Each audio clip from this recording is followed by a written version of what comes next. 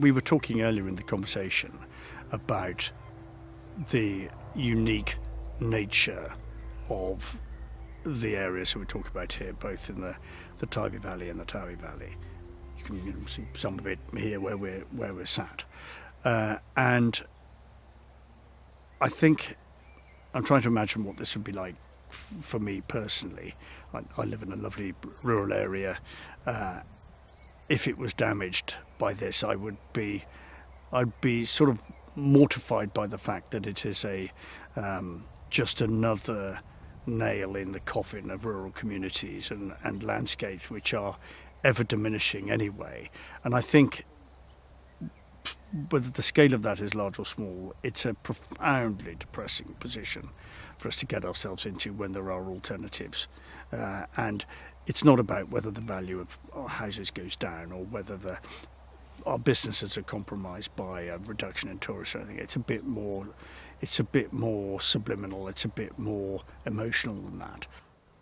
The worry that I have, particularly with the pylons, I understand, of course we live in an incredibly beautiful place, and from a landscape perspective and the impact on tourism, that is a great worry. The other worry for me is the economic impact.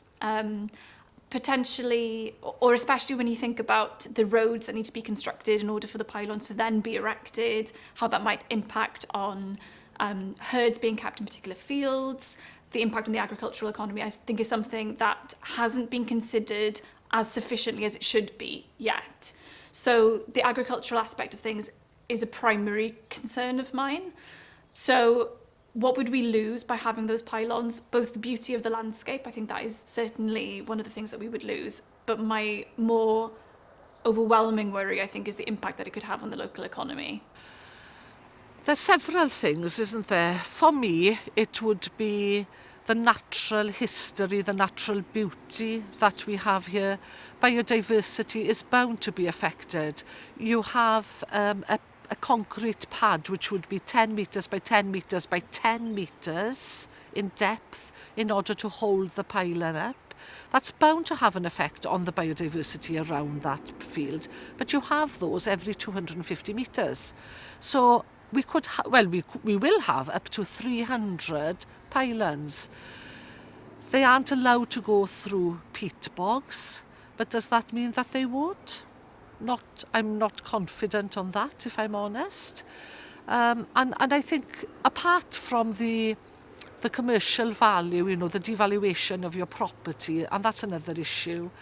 But it's more than that for me, to be honest. I do not want my children and my grandchildren having to sort this out in 50 years' time or in 40 years' time because of a decision that we've made here. We have to fight it. We have to give them the future that they deserve. And what's wrong with cable ploughing? Why aren't they looking at this as a viable option? They could have saved themselves hundreds of thousands of pounds in time and effort and energy if they just cracked on and did the job. The desecration of the Towy Valley is something which actually affects the whole of the UK. It's not just the people who live in the Towy Valley. We feel the worst of it, but actually it's sort of slightly wider consequences than that. So UK government can also have an effect on energy policy. It can also have an effect on planning policy. Some of the things that we do in UK government are always reflected by then passed down through Welsh Government to local authorities here, for obvious reasons. It's a bit arduous, it's a bit long-winded, but that's how it works.